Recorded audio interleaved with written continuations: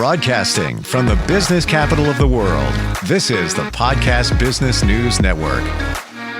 Hey, welcome back, everybody. If you want to succeed in your career, you have to be able to effectively present yourself, speak, have that confidence.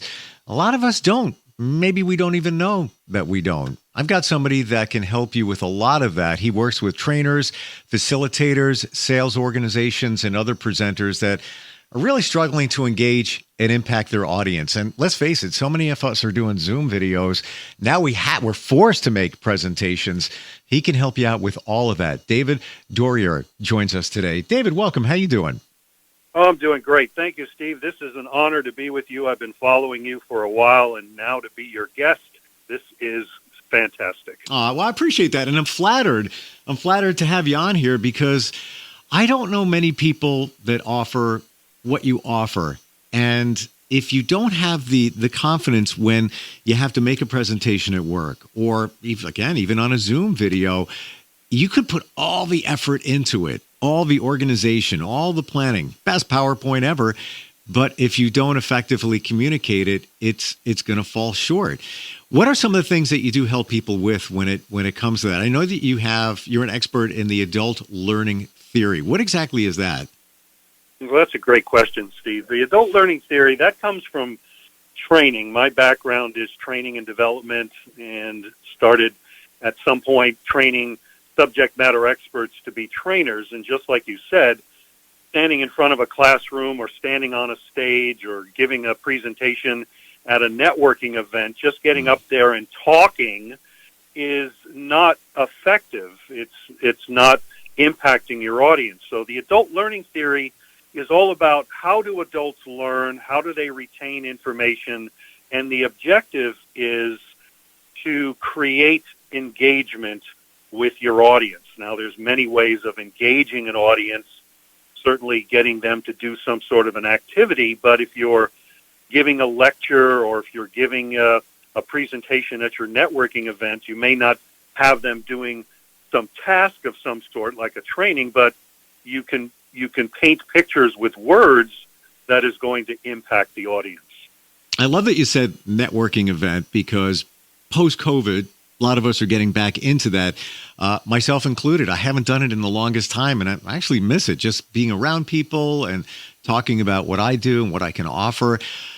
If you had to pick one tip for somebody, even at a networking event, and there's always that moment where they go around the room or around the table, and you've got that 60 seconds to make that impression.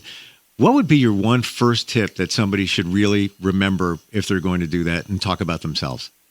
That's another great question. Number one tip is to know your audience. I can't tell you how many times I've been to a networking event where either someone is giving the 60-second introduction or maybe they're doing the 10 or 15-minute presentation in front of the group. And many times this business owner is talking to the group as if we are experts in their field, or we are all at a conference for whatever their business happens to be. So they're not talking to us, they're talking over our heads. Interesting. Wow. Yeah. So what you're saying is you need to really tailor your message to the people in front of you. Exactly. I can give one quick example. Was at a networking event. There was a person that was in the roofing business, and many times these speakers will just get up and just talk. They don't ask questions. So she went directly into all of this technical mumbo jumbo about the roofing business and the types of tiles and so on and so forth, and it just went over our head. She wasn't talking to us. She was talking to other people that were in the roofing business. Give me that again. I think I got that, but I'm not 100% sure I got that. Okay. So this individual was giving their 15-minute presentation at the networking event, and they're in the roofing business. Okay. And the information that they were delivering about their business was all about the technical mumbo jumbo about roofing tiles and how they are put on and why, not so much why, but it was very technical. This is the kind of stuff you'd probably hear from a speaker at a roofing convention. And and my suggestion to her was, why not open up your presentation with a question and say, how many people here have a roof? How many people, and if you have a visual, how many people have a roof that looks like this? How many people have a roof that's over 20 years old? And now you're making that presentation, you're getting it more engaging to us because we all have a roof. Yes, my roof is over 20 years old. Now it's making me think I need to take a look at my roof and see if it looks like that. Love it. Yeah, you know what it is? Relatability. You have to relate to the audience, whatever it's going to be, to push their button and get them to take notice. And, sometimes you can even, this is hypothetical, but talking about the roof situation, has anybody here ever had a roof leak? Have you ever had to deal with that damage because you didn't replace your roof? Things like that. I mean, fear is one of the principles of marketing and presses that hot button. Interesting. Yes. Wow. Yep. And one of the principles of adult learning is the principle of relevance. So the more relevant the information is, the more the audience can emotionally connect to it, then the more it's going to stick with your audience and impact. Let's talk about delivering the message. Let's just say that you have hit the mark with your audience. Your content is going to resonate with them. What do you suggest for people that you don't want to read a script? Do you believe in bullet points? How do you proceed with that? Well, certainly having no script and having it rehearsed and being able to get up in front of an audience and being very natural with your audience, your natural pace, vocal variety, that your movement on the stage is you're moving with purpose. Certainly that is where you want to be. Having a script, I would shy away from that because you don't want to be reading. Having bullet points, having 3x5 cards, there's nothing wrong with that. I use that because it keeps me on track. It lets me know I know my information, but I just need kind of a reminder of what are the 3 bullet points that I want to focus on today. So I would say that having a 3x5 card with bullet points would be fine. And one last thing would be you definitely want to have your introduction memorized, and at minimum your introduction and your conclusion needs to be memorized. I completely agree. I always say know where you're going to go. You wouldn't get in your car and drive aimlessly. Usually not. You usually have a direction of where you want that car to go. Exactly. So when it comes to speaking, you train people to speak well as well? Yes. So it's a combination of things. It's the main thing is helping them to craft or recraft their current message so it includes additional engagement. Yes, I also help them with their stage presence. Many people will talk about nervousness. I don't like to start with nervousness, but one thing about nervousness is that being nervous, or if you are nervous, guess what? You're normal. Everybody gets nervous. Professionals, I'm nervous. Getting on this with you today. I love spontaneity. I love questions that I don't know what questions are coming at me because I love that stuff. But it all takes having a strong foundation, a strong speaker's foundation. So I guess in a nutshell, making a long story short, what I teach is how to create a strong speaker's foundation. Just like a house, if your foundation is not strong enough, that house is going to fall apart. So it's the same thing with speaking or any craft, carpentry, flying a plane, radio broadcasting. If you don't have a strong foundation, then whatever you put on top of it's going to fall apart. It's so true. And if you're making your way, if you're lucky enough to be on that stage, you have the opportunity to grab a lot of people, grab their minds, grab their hearts.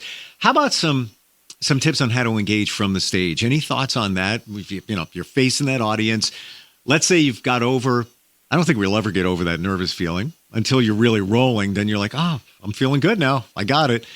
How about some tips on how to engage from that stage? Great question. So first, before even getting on the stage, what my recommendation would be is certainly preparing, having your script, having rehearsed, having practiced, finding every opportunity you can to speak in every type of venue that you can think of. Toastmasters is a great place to work on the craft of speaking.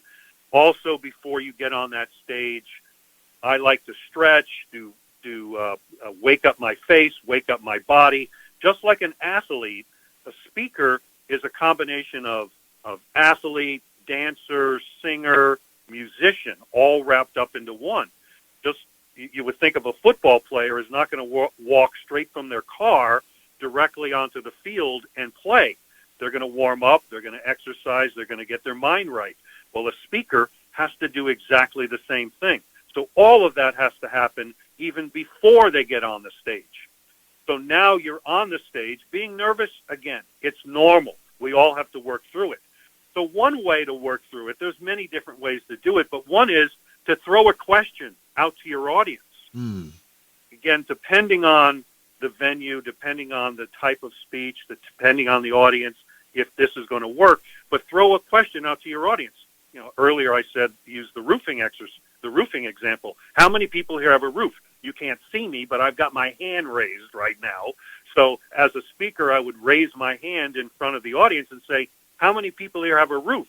So now, if I was to ask a question of the audience and nobody raised their hand and responded to it, now I have, not also did I engage them, but also I'm evaluating my audience. I'm assessing my audience and seeing where is my audience's current knowledge level of the subject. Nobody raised their hand. Now that gives me an idea. Nobody here's got a roof.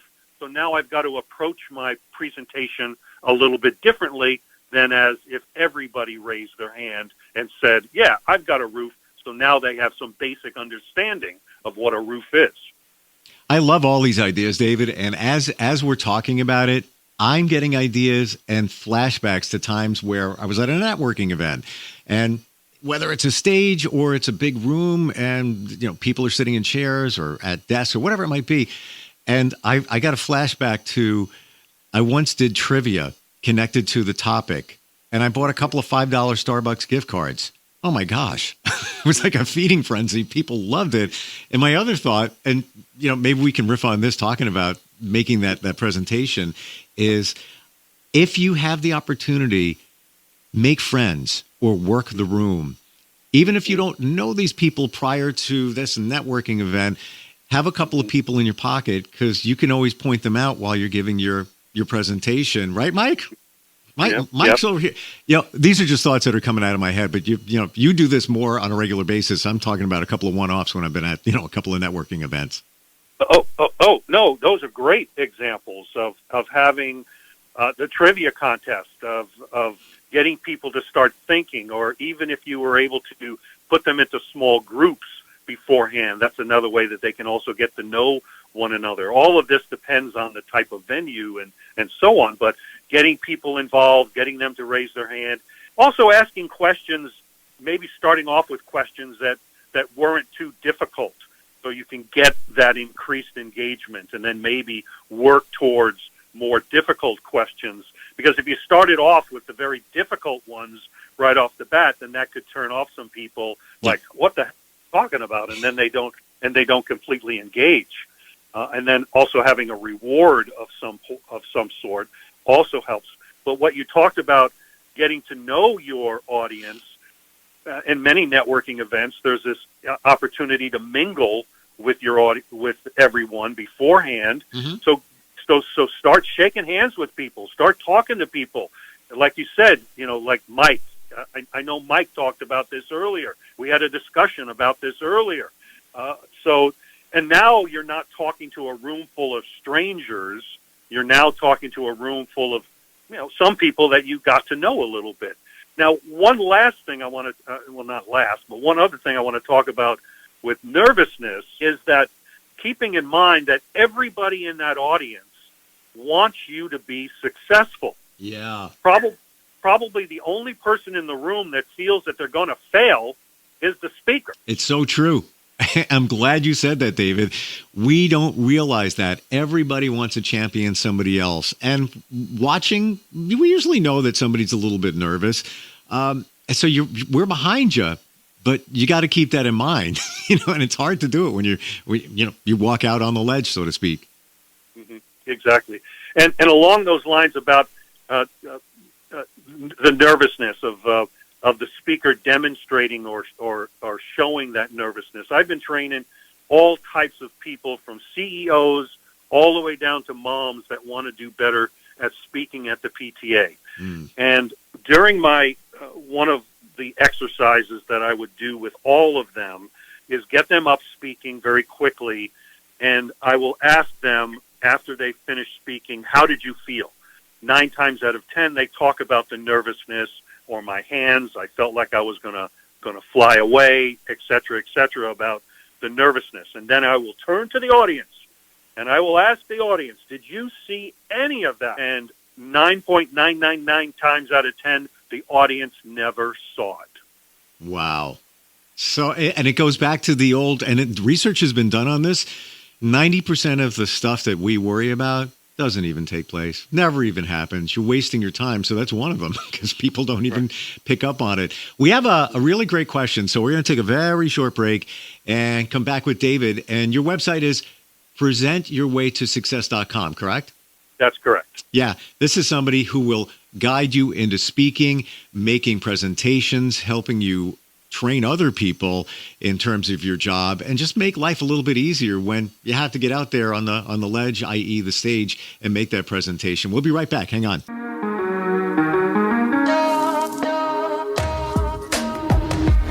Broadcasting from the business capital of the world, this is the Podcast Business News Network. And we're back. We're talking with David, who is with presentyourwaytosuccess.com. He's somebody that can help you engage your audience, make a great presentation, prepare it from the beginning right to the end. Instantfeedbacksteve@gmail.com if you want to check in, as Michelle does from Royal Palm Beach, Florida, and says, I have a presentation in a few weeks to a corporate team. Do you suggest asking for questions at the end? Sometimes I feel as if no one asks any questions, it's a sign that they weren't interested. What do you think? Well, that's a great question about questions. First of all, there is a right way and a wrong way of asking questions. And the wrong way is to ask closed-ended questions. How many times have you been in a presentation and you've heard someone say, are there any questions? And 9 times out of 10, there are no questions. Right. All you hear is crickets. So the question needs to be an open-ended question. For example, if you're in a business meeting, you have 3 topics. So what questions do you have about topic number 1? What questions do you have about that part of topic number 1 that I said you must remember? Or what, so again, the point is being very specific. So that's one thing about questions.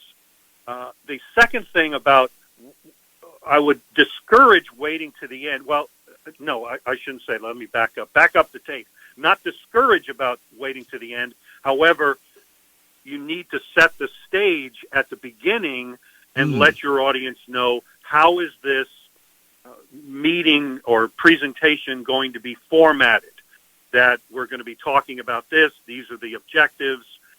This is how I'm going to run it. This is what you can expect from me. This is what I expect from you. And at the end, I will open it up for question and answer. So now you've set it up so it's not a surprise at the end. I love that. I think so many of us forget going into it to say, at the end, we're going to open it up for questions. So it's almost as if you're cueing the audience to say, oh, let me think about a question that I might have at the end of this thing. Right. Yeah. So, and what I would also encourage, if it's appropriate, is to find opportunities to ask questions during the meeting. For example, again, trying to avoid the closed-ended questions and let's say there are 3 main points to your presentation. So after point number 1, going back and doing a short review. So so far we've looked at this, and this. What questions do you have about anything that I've covered during this first point? Okay, now that we've responded to those questions, let's move on to question number or topic number 2.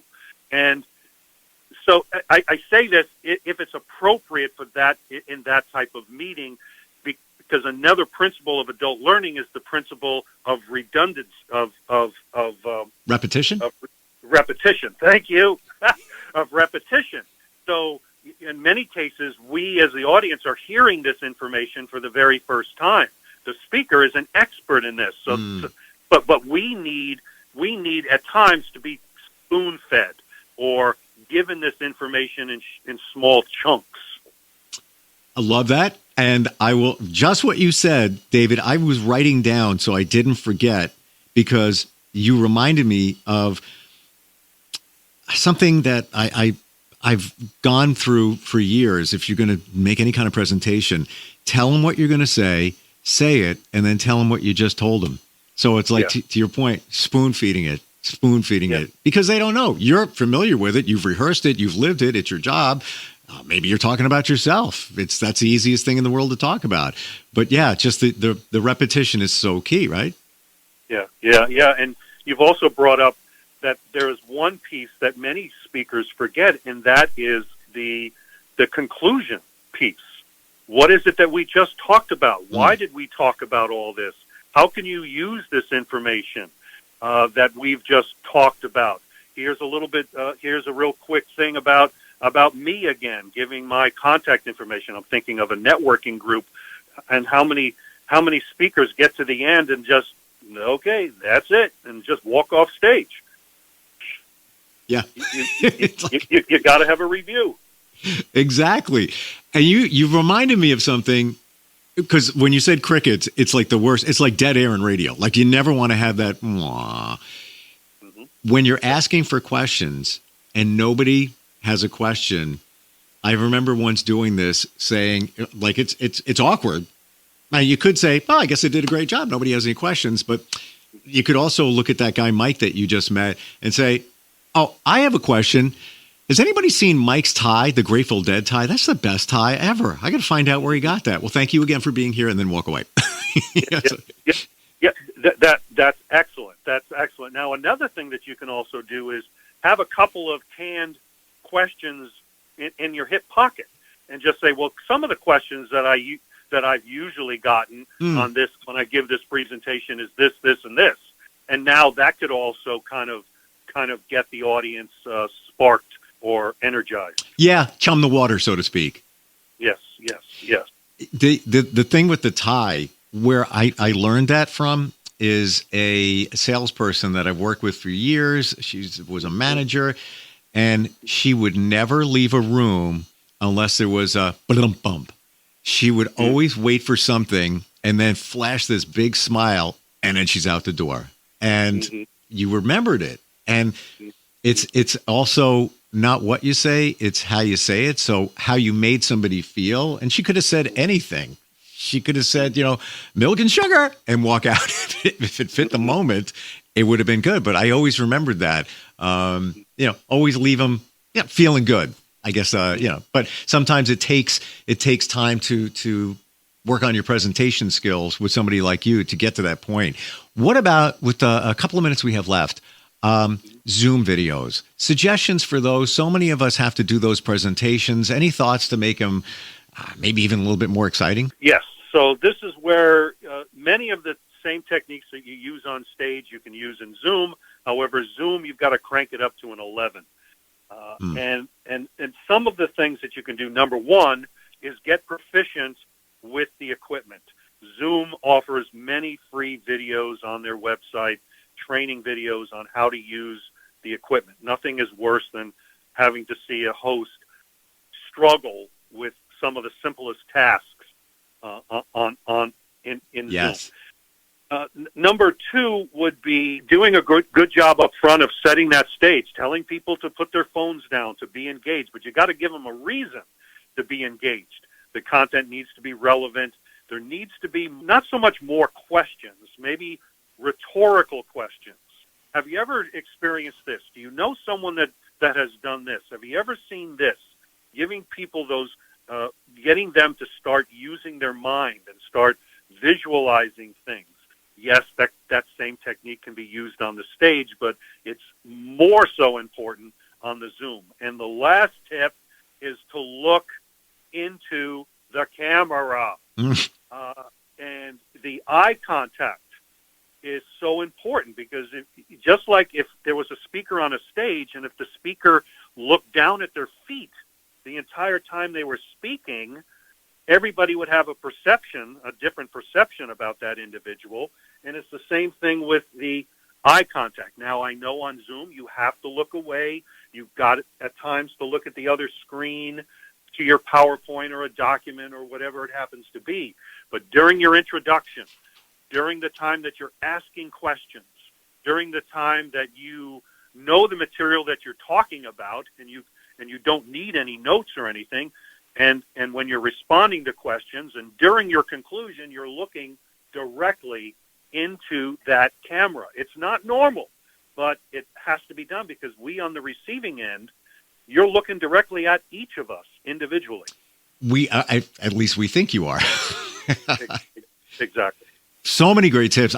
David, I could go on for hours with you. This is fascinating and so important for many of us in our lives in terms of even confidence, speaking properly, making that presentation. If somebody wants to reach out to you and work with you, or even just start the process, do they just go to your website? Is that where it begins? You can go to my website, click on the link to set up a meeting. It's absolutely free to meet with me for 30 minutes. I'm not going to be selling you on anything. I will be more than happy to talk to you about where you're at. If you feel that we need to take a second step, we can talk about that. I'm very reasonably priced. Also, you can find me on LinkedIn. I post every day with tips and tricks on presentation skills. And for the past week or so, I've been posting about the adult learning theory.